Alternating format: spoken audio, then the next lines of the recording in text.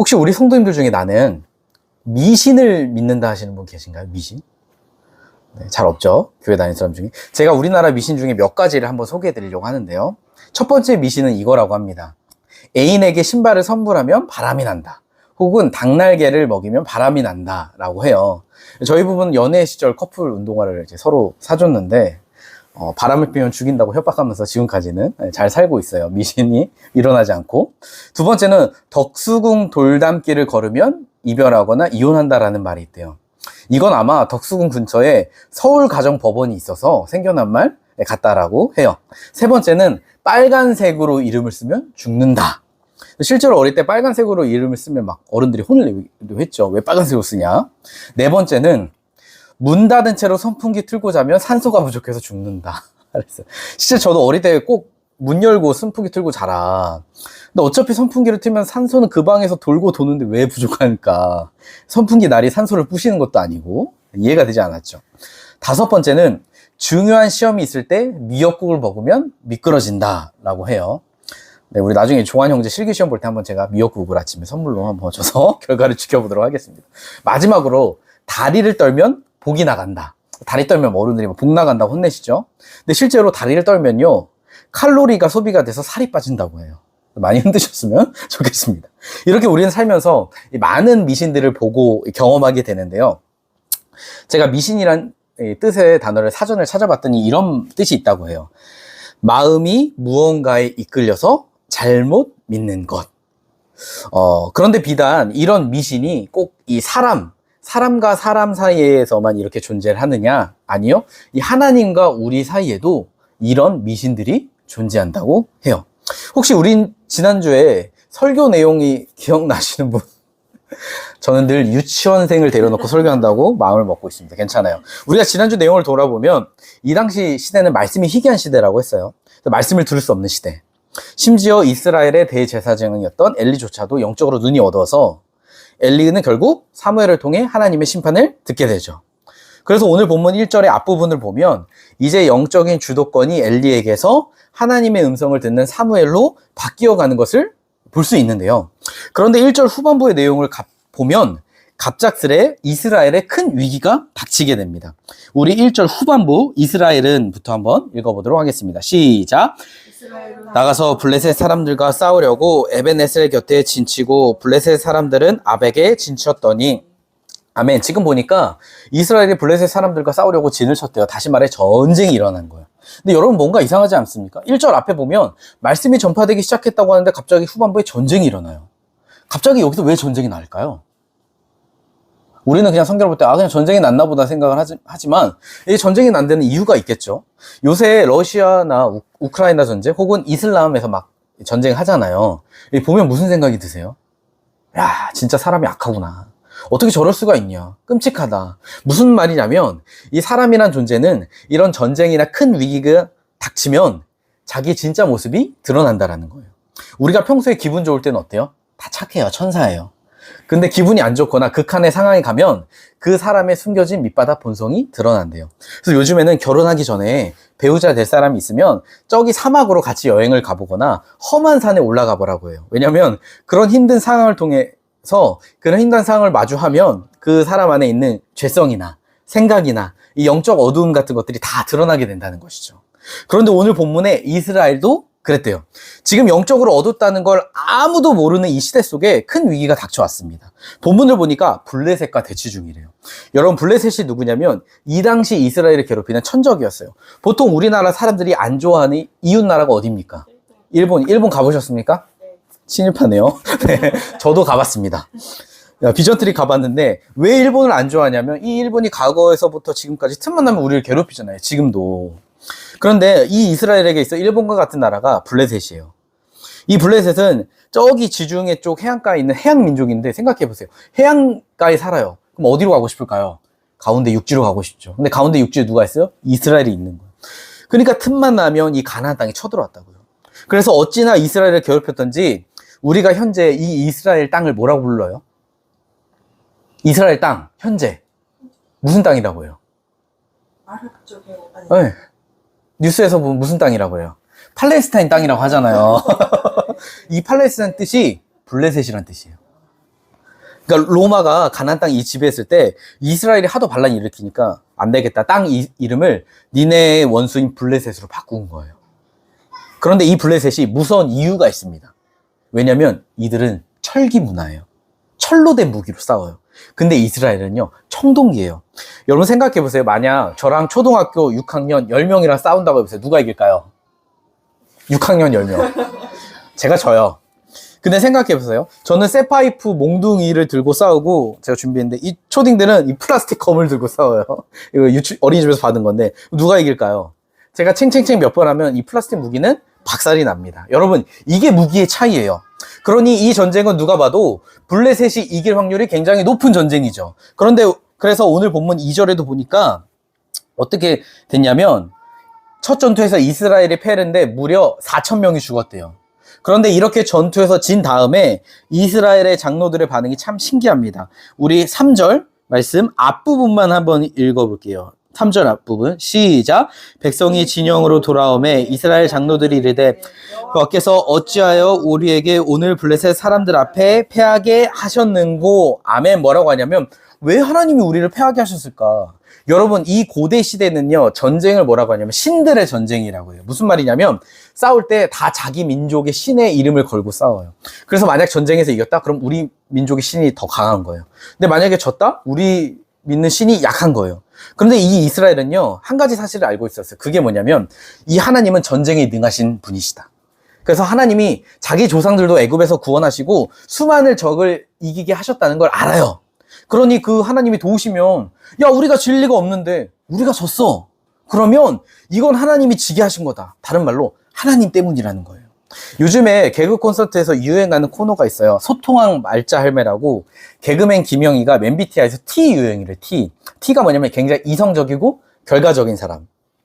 근데 이 T 할머니가 상담을 해주는데 한 여자가 그러는 거예요. 자기는 연애를 하고 싶은데 주변에 이상형이 없어요. 그래서 연애를 못 하고 있어요. 그럼 뭐라고 이야기를 해줘야 될까요? 그 여자에게. 주변에 이상형이 없어요. 그래서 연애를 못해요. 뭐라고 해줄까요? 예. 없다는 거예요. 근데 이 T 할머니가 그래요. 너는 그들의 이상형이니? 무슨 말이에요? 연애 못하는 걸 자꾸 밖에서 괜찮은 남자 없다 하는 게 탓을 하는데 연애 못한 이유는 네 얼굴일 수 있다. 네 자신을 점검해봐라 이거잖아요. 근데 오늘 본문에 이스라엘이 그래요. 싸움에서 졌어요. 그럼 어떻게 해야 돼요? 자기들이 왜 전투에서 졌는지 그 이유를 제대로 분석해야죠. 여러분, 사실 예전에 여호수아 시대 때 전쟁을 할 때는요, 이스라엘이 이 전투를 하기 전에 항상 하는 게 있었어요. 그게 뭔지 아세요? 기도예요. 하나님, 어떻게 해야 될까요? 우리가 지금 올라가서 싸울까요? 하나님께 여쭤봤어요.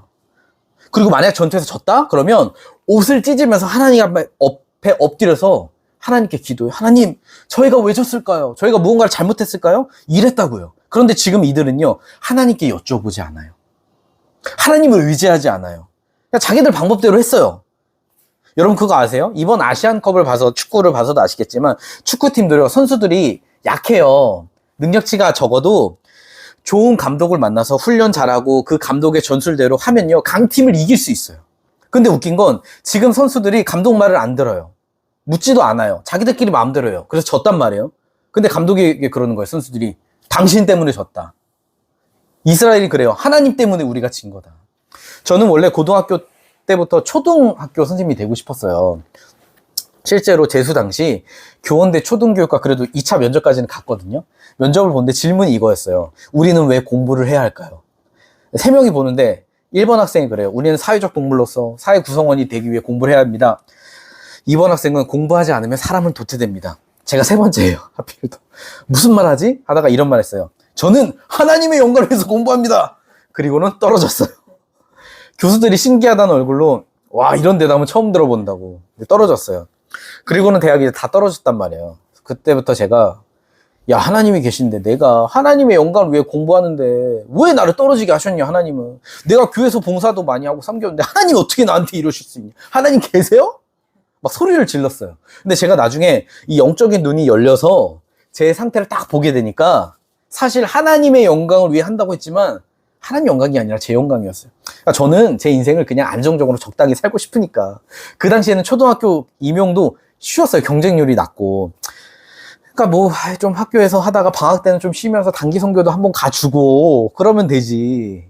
이렇게 생각했다고요. 그러니까 단 한 번도 하나님, 제가 초등학교 교사가 되는 게 하나님의 부르심과 사명일까요? 하나님의 길을 제게 보여주세요라고 기도한 적이 없어요. 근데 오늘날 많은 교인들이 그래요. 하나님께 여쭤보지 않아요. 다 자기가 하고 싶은 대로요. 내 생각대로, 내 옳은 대로, 내 힘으로. 그러니까 말만 주요하는데 사실 주님의 생각, 마음에는 관심이 없어요. 그리고는 결과가 안 좋으면 저처럼 하나님 계신 거 맞아요? 아니, 계시면 왜 나한테 이래요? 하나님을 오히려 원망해. 그런데 오늘 이스라엘 백성들이 그랬다는 거예요. 이스라엘은 전투에서 졌어요. 졌으면, 졌으니까, 뭔가 문제가 있구나. 그건 알아요. 근데 문제는 뭐가 문제인지를 몰라요. 그래서 뭐라고 하냐? 3절 후반부에 이렇게 이야기를 해요. 여호와의부터 시작. 여호와의 언약궤를 실로에서 우리에게로 가져다가 우리 중에 있게 하여 그것으로 우리를 우리 원수들의 손에서 구원하게 하자 하니, 아멘. 뭐라고 하냐면, 야, 우리 여호와의 언약궤를 가져오자. 응? 언약궤가 뭐냐면 직사각형 모양으로 된 나무인데 금으로 쌓여져 있어요. 그러니까 이 안에는 하나님께서 이스라엘에게 주신 십계명이 담겨져 있어요. 새겨진 돌판이 있다고요. 그래서 이 언약궤는 뭐냐면 하나님께서 우리와 함께 하신다. 우리를 인도하시고 다스리신다는 걸 물리적으로 보여주는 거예요. 상징. 근데 장로들이 그래요. 야, 생각해보니까 우리가 이 하나님의 궤가 없어진 거야. 그거 가져오자. 그러면 우리가 전쟁에서 이길 수 있어. 그리고 딱 4절에 보니까 진짜 가져와요. 그 궤를. 엘리 아들들이. 그 궤만 있으면 승리할 거라고 생각한 거예요. 근데 여러분 그거 아세요? 원래 이 하나님의 궤는요, 함부로 만지면 안 돼요. 함부로 그걸 가져오거나 이동하면 안 돼요. 그래서 신명기 12장에서도 보면 하나님께서 그러세요. 너희는 내가 있는 성소, 언약궤가 있는 성소로 찾아와서 나를 찾고 예배해라. 힘들고 어려우면 이스라엘이 하나님을 찾아서 와야 되는데 지금 뭐 하고 있냐면, 야, 그 언약궤 좀 가져와봐. 하나님 좀 이리 오라고 해봐. 이러고 있는 거예요. 제가 예전에 청소년 사역 시절 당시 아이들이 기도를 가장 열심히 하는 때가 있었어요. 언제인 줄 아세요? 수련회 빼고. 시험 기간. 특히 공부를 많이 안 한 친구일수록 더 진짜 절실히 막 기도해요. 근데 한 친구가 시험을 그러더라고요. 자기가 굉장히 자괴감이 든대요. 왜?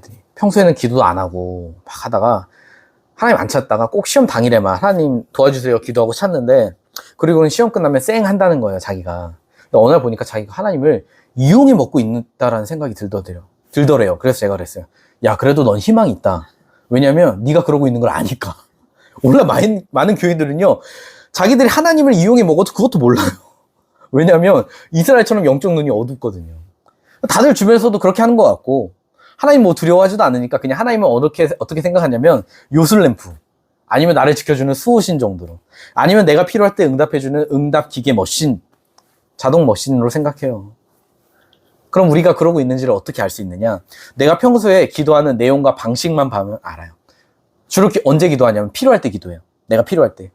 그리고 내용이 주님 뭐 해주세요. 요것도 해주세요. 심지어는 내가 기도 못한 것까지 주님 들어주세요.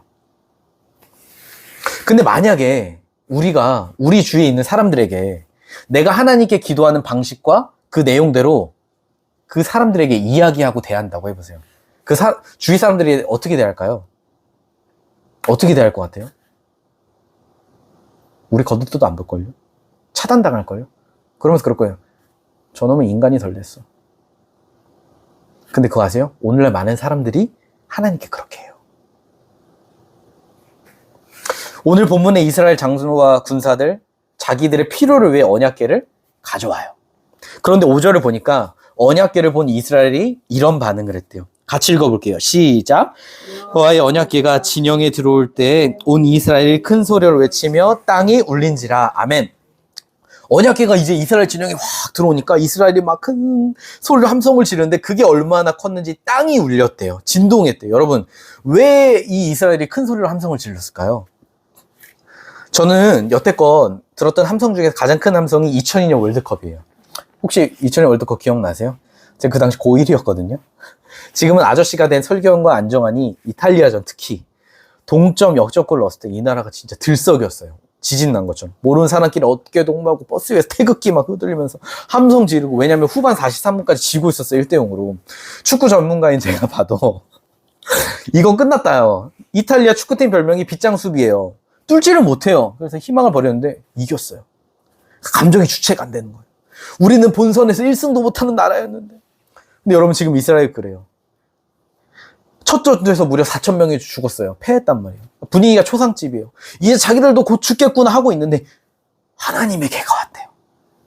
여러분 이스라엘 백성은요, 과거 역사를 알고 있었어요. 옛날 이 가나안 땅에 딱 이스라엘이 들어올 때 언약궤를 메고 요단강을 건너니까 요단강이 갈라지고, 언약궤를 메고 여리고성을 7바퀴 돌고 함성을 외쳤더니 성이 무너지고 승리한 그 사실을 듣고 알고 있었어요. 근데 그 언약궤가 온 거예요. 그러니 야, 이제 우린 이겼다. 죽지 않는다. 블레셋이 아무리 강해도 언약궤가 왔으니 이제 우리는 이긴 거나 다름없다.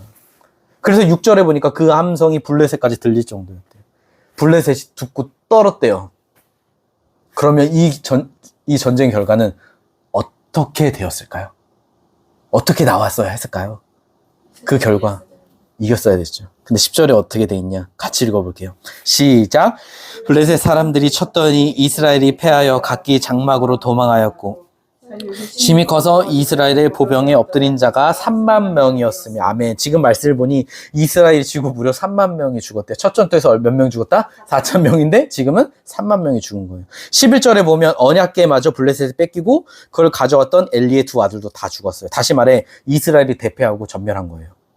근데 이게 말이 돼요? 하나님의 궤가 왔는데? 이겨야 되는 거 아니에요? 근데 전멸을 당했어요. 사랑하는 성도님들, 과거요, 이 이스라엘이요, 언약궤를 메고 전쟁에서 승리한 건요, 언약궤가 있어서 그런 게 아니에요. 하나님이 이들과 함께 계셔서 그런 거지. 이 이스라엘이 하나님만 의지하고 하나님께 헌신하고 순종하고 하니까 하나님이 이기게 하신 거지, 자기들이 잘나서 무기가 좋아서 군사력이 좋아서 언약궤가 있어서 이긴 게 아니라고요. 근데 지금 이스라엘 백성들이 하나님을 떠나 있어요. 종교 지도자들도 하나님을 알지 못해요. 하나님을 두려워하지 않아요. 영적인 어두운 가운데 있어. 그래서 하나님이 이스라엘과 함께 하지 않으신데 언약궤만 가져온다고 이기겠냐고요. 생각해 보세요. 결혼할 때 반지를 해요. 제가 오랜만에 반지를 낀 이유가 있어요. 반지 결혼에 굉장히 중요합니다. 실제로 제가 아는 한 목사님은요, 교회 체육대회 하다가 운동장에서 결혼 반지를 잃어버려가지고 밤새도록 다른 교육자들과 손전등 켜고 반지를 찾으러 다녔대요. 왜냐면 집에서 쫓겨날까봐. 제가 반지를 잃어버렸어요. 만약 차고 있다가 어떻게 하시겠어요? 이거 왜 그렇게 하냐? 이 반지는 의미가 있어요. 무슨 의미냐면 부부간의 사랑, 헌신, 순결, 섬김, 친밀함, 약속. 내가 그대와 함께 있겠어요. 그대만 사랑할 거예요. 근데 생각해 보세요. 제가 결혼하면서 1억짜리 반지를 아내에게 사줬어요. 좋아하겠죠. 제가 바람이 났어요. 그 반지가 의미가 있나요? 에이, 정강에 던져버려야겠다 하다가 1억짜리네? 금은방이 팔아야죠. 그쵸? 챙길 건 챙겨야 되니까. 왜요? 반지는 부부가 서로 사랑할 때 의미가 있는 거예요. 사랑하지 않으면 바람 피면 의미가 없어요. 오히려 보면 화딱지만 나죠. 근데 여러분, 이스라엘도 마찬가지예요. 이들이 가진 언약궤요? 아무런 의미가 없어요. 왜냐면 이들이 하나님을 삶에서 버렸고 하나님이 함께하지 않으세요. 근데 이걸 가져와요. 왜? 이 언약궤만 있으면 이길 수 있다라고 생각한 거예요. 다른 말로 언약궤를 부적처럼 여긴 거예요. 그럼 이들은 하나님을 믿은 걸까요? 언약궤를 믿은 걸까요? 언약궤를 믿은 거죠. 저는 예전에 20살 시절에 한 번은 시골의 산기도원에 성경 통독 수련회를 갔어요. 교회에서. 거기선 성경 전체를 통독해요. 일정이 3박 4일인데 요한계시록이 있는데 4일이 넘어가고 5일째 새벽에 끝났어요. 밥 먹고 씻고 자는 시간, 자는 것도 5시간밖에 안 돼요. 그 외에 다 성경만 읽어요. 탈출할 수가 없어요. 산이어서. 그러니까 성경 읽다가 졸리잖아요. 졸면 환상을 봐요. 꿈꾸는 거예요. 그러면 그 기도 목사님이 뒤로 불러서 안마를 하면서 영이 체했다. 속으로 영이 체하긴 무슨 잠을 재워줘야지. 이렇게 생각했어요. 근데 그 기도 목사님이 제가 기억나는 거 그 이야기를 하더라고요. 뭐냐면, 야, 이 성경 통독 수련회 하고 나서 서울대 간 사람 많다. 좋은 대학 많이 가고 성공했다. 너네도 그렇게 되고 싶은 말씀을 많이 읽어라. 그러길래 제가 그걸 듣고 두 가지 생각을 했어요. 첫 번째는 뭐냐면, 그럼 서울대 못 가고 좋은 대학 못 가면, 아까 성공이라고, 가면 성공이라는데 그거 못 가면 하나님 앞에서 실패하는 건가? 그 1번. 2번은, 우리가 성경 읽는 건 예수님 알고 싶어서 읽는 건데, 좋은 대학 가려고 읽는 건가? 제가 이 집에 이사 오기 전에, 그 전에, 여기 부적들이 많이 있었어요, 이 집에. 기억나시는지 모르겠지만. 그래서 우리 어머님께서 같이 여기 기도하자. 그래서 기도를 했었어요. 하나님, 이곳이 부적이 다스리는 곳이 아니라 하나님의 임재가 가득한 곳이 되게 해주세요. 기도했었어요, 그때. 전에 있던 분들은 부적을 왜 붙였을까요, 여기다가? 왜 붙였을까요? 못 지켜줘요. 그쵸. 이거 가지고 있으면 돈 들어온다, 집에. 건강해진다. 아들, 딸 좋은 대학 간다. 남편 사업 잘 될 거다. 무당이 그랬겠죠. 그러면 그 부적이랑 좋은 대학 가기 위해서 읽는 성경 통독이랑 차이가 뭐예요? 없어요. 똑같아요. 우리가 성경 읽을 때 예수님 알기 위해서가 아니라 내 인생 성공하고 잘 되고 싶어서 읽는 성경 통독이라면 부적과 차이가 없어요. 사랑하는 성도님, 우리가 신앙이 타락하면요, 이 이스라엘 같이 부적 같은 신앙을 믿어요. 미신 같은 신앙. 오늘날 사업장, 식당 이런 데 가면 성경 구절 액자가 붙여져 있어요. 저희 집에도 십자가가 있죠. 보통 교인들이 사업을 시작하면 교회에서 성경 구절 액자를 선물로 줘요. 사업장 계엄 예배도 드리고 축복 기도도 봐요. 이거 잘못된 거 아니에요. 좋고 귀한 거예요. 예배 드리니까 얼마나 귀한 거예요. 성경 말씀 딱 붙여놓고. 근데 만약 우리가 사업을 하는데 하나님 말씀에 순종하지 않아요.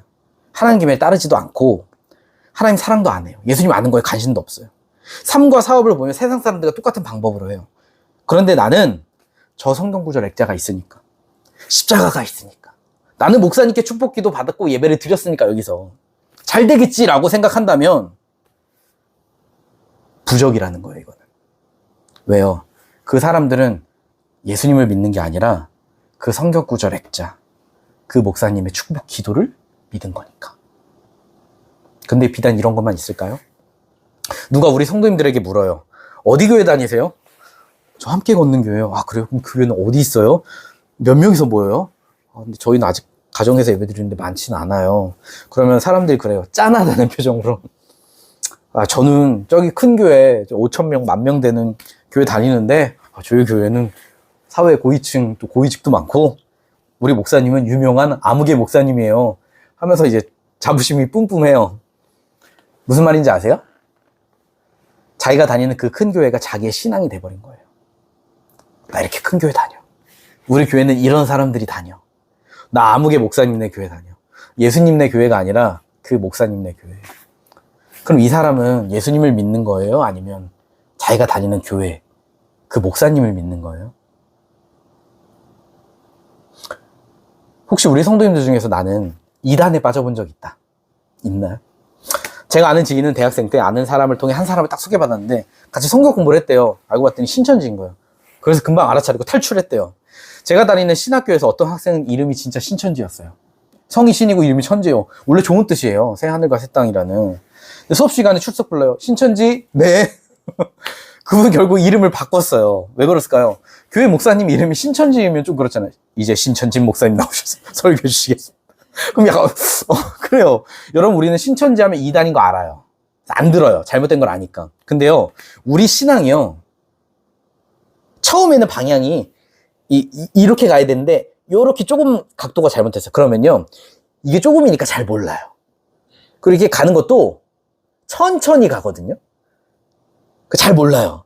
근데 이게 1년, 5년, 10년 지나서 이게 반복이 되면요, 이게 처음에는 조금이었는데 나중에는 엄청난 이 차이가 난단 말이에요.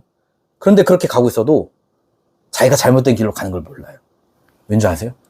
이미 익숙해졌거든요. 자기가 잘못된 길로 가고 있는 게 보이지 않는 거예요. 근데 성경 속의 이스라엘도요, 이 성경을 전체로 보면 항상 같은 진술을 계속 반복해요. 잘못된 걸 몰라요. 우리 같이 성경 마지막으로 한 군데를 찾아볼게요. 예레미야 7장 13절에서 14절 말씀, 구약 1061쪽에 있는데요. 예레미야 7장 13절에서 14절 말씀, 1061쪽에 있습니다. 7장 13절에서 14절 말씀 같이 한번 읽어볼게요. 시작. 여호와의 말씀이니라. 이제 너희가 그 모든 일을 행하였으며 내가 너희에게 말하되 새벽부터 부지런히 말하여도 듣지 아니하였고 너희를 불러도 대답하지 아니하였으니라. 그러므로 내가 실로에 행한같이 너희가 신뢰하는 바 내 이름으로 일컬음을 받는 이 집 곧 너희가 너희 조상들에게 준 이곳에 행하겠고. 아멘. 지금 무슨 상황이냐면 이제 사무엘상 시대에서 약 400년에서 500년 정도가 지난 시기에 이 이스라엘이 자기네 조상들처럼 또 하나님을 떠났어요. 버렸어요. 그래서 하나님께서 지금 성전에 예배 드리러 오는 유대인들에게 예레미야 선지자를 보내셔서 말씀하시는 거예요. 너희들에게 심판이 올 거다. 너희 나라가 망할 거다. 그런데 이 당시 거짓 선지자들이 그랬단 말이에요. 야, 우리 안 망해. 제 예레미야 말 믿지 마. 제 거짓 선지자야. 그런데 여러분 그거 아세요? 우리는 거짓 선지자를 보통 욕하지만 이 거짓 선지자들이 우리가 망하지 않을 거야 라고 주장할 때 근거로 내세운 게 뭔지 아세요? 성경이에요. 성경을 근거로 그 이야기를 했어요. 왜냐하면 성경에 보면 하나님께서 조상 다윗과 약속을 하셨어요. 뭐라고 하냐면 내가 너의 나라를 영원하게 해줄게. 내가 너희와 영원히 함께 있을게 라고 약속을 하셨단 말이에요. 저는 20대 때 학생 시절에 전에 여자친구를 만났을 때 한 번은 커플티를 선물을 받았어요. 그래서 이제 받고 빠이빠이 하고 커플티를 쇼핑백에 넣고 전철을 탔는데 전철을 내리고 보니까 뭔가 허전해요. 쇼핑백을 전철에 넣고 내린 거예요. 기관사에게 전화를 찾아달라고 했는데 결국 못 찾았어요. 큰일 났다 하면서 전화를 했어요. 그랬더니 쿨하게 용서를 해주더라고요. 그리고는 그 다음 만날 때 또 다른 커플티를 선물로 받았어요. 제가 이렇게 지하철에 커플티를 놓고 내리는 파렴치한 짓을 했어도 용서를 받고 선물을 누릴 수 있었던 이유가 뭘까요? 간단해요. 서로 만날 때 약속했거든요. 서로 아껴주자. 서로 사랑하자. 서로 헌신하자. 약속을 했어요. 그때 20대 때니까. 근데 제가 그랬어요. 이제 우리 그만 만나자. 나중에 헤어지자. 연인들이 헤어지면 제일 먼저 하는 게 뭔지 아세요? 뭐 할 것 같아요? 연인들이 제일 헤어지면. 뭐 하셨어요? 아니, 그 전에 하야죠. 뭐 하냐면, 내가 사준 거 다 내놔. 네 점퍼, 네 옷, 네 양말. 그러니까 다 내놔. 벗어. 다 뺏어가요. 왜 뺏어갈까요? 왜냐면 한쪽이 약속을 깼잖아요. 사랑하자. 헌신하자. 그러니까 한쪽이 약속을 깼으니까 서로 사이에 했던 약속은 더 이상 유효하지 않은 거예요. 왜냐면 약속은 쌍방향이니까. 근데 하나님과 이스라엘도 그래요. 하나님의 약속은 하나님의 백성이 하나님을 주님으로 여기고 하나님을 사랑하고 하나님 말씀에 순종할 때 내가 너희와 이 성전에 영원히 함께 있을 거야 라고 하셨던 거예요. 근데 그들이 반복적으로 하나님을 버리고 떠났어요. 그래서 하나님도 성전을 떠나셨단 말이에요. 근데 문제는 그들이 하는 말이 우리는 예루살렘 성전이 있으니까 괜찮습니다. 이 성전이 있는 한 우리는 절대 망하지 않을 겁니다. 그러자 하나님께서 뭐라 하시냐면 너희는 나를 믿는 게 아니라 이 성전을 믿는다. 그래서 사무엘상에서 네 조상들이 내가 아니라 언약궤를 믿어서 망했던 것처럼 내가 이 성전을 부셔버릴 거야. 그럼 이 이야기를 이스라엘 백성들이 받아들였을까요? 지금 성전에 예배드리러 왔는데 하나님 예배드리러 왔는데 이 이야기를 듣고 뭐라고 생각했을까요? 야, 우리가 하나님 믿지 무슨 성전 믿냐? 미친 엑스. 헛소리 하지 말고 저리 꺼져. 그리고 결국 나라가 다 망했어요. 성전 다 부셔지고. 그런데 하나님께서 오늘 말씀을 통해 우리에게 그러시는 거예요. 오늘날 내 백성이라고 말하는 기독교인들이 그렇게 한다. 사랑하는 성도님들, 만약 우리가 우리 삶의 가운데 하나님과의 깊은 만남이 없어요. 하나님의 말씀에 순종하지 않고 세상의 길을 따라 살아가는데 내가 주일에 이렇게 예배에 왔으니까 나는 모태신앙이니까 나는 권사니까 목사니까 나는 사모니까 나는 하나님을 위해서 이것도 했었고 저것도 했었고 나는 복음의 기초 제자훈련도 거의 다 끝나가고 나는 가르치는 사람이고 하니까 아무런 문제가 없겠지라고 한다면 하나님 내 인생 잘 되게 해주시고 복 주시겠지라고 생각한 사람이 역시 있다면 그 사람은 하나님을 믿는 게 아니라 자기의 종교적인 열심, 배경, 내가 드리는 예배를 믿는 거래요. 사랑하는 손님들, 한 과자가 있어요. 이 과자가 있어요. 제 아내에게 선물했다가 하나 뺏었는데 포장지가 있어요. 이 포장지의 목적은 뭐예요? 열면 또 포장지가 있어요. 이 포장지의 목적은 뭐예요? 내용물을 잘. 그쵸. 이게 목적이에요? 아니요. 이걸 열면 그래요. 드셔요. 이 포장지가 담고 있는 알맹이. 과자를 까서 먹는 거 이게 목적이잖아요. 그러니까 제가 왜 이야기하냐면 쉽게 말하면 우리가 다 하는 건 포장지예요. 기도, 큐티, 예배, 헌금, 봉사, 섬김, 교회 다 포장지예요. 알맹이가 누구예요? 예수 그리스도. 십자가에서 우리 대신 죽으시고 부활하신 우리의 주님. 그래서 나머지는 다 그 예수님을 감싸는, 예수님을 위해 존재하는 포장지에 불과해요. 근데 혹시 우리는 이 포장지 안에 있는 이 본질보다 이 포장지를 믿고 있지는 않습니까? 오늘 본문의 이스라엘 백성들이 진짜 믿었던 건 하나님이 아니라 법궤였어요. 만일 진짜 그들이 하나님을 믿었다면 그들은 법궤가 아니라 선지자를 찾았을 거예요. 왜요? 하나님의 음성을 듣기 위해서. 하나님 마음을 알기 원해서. 그리고 회개하며 삶을 돌이켰겠죠. 사랑하는 성도님, 오늘 하나님께서 우리 본문을 통해 우리에게 말씀하시는 것이 무엇일까요? 간단해요. 우리 안에 하나님을 대신하고 있는 우상들을 내려놓으라는 거예요.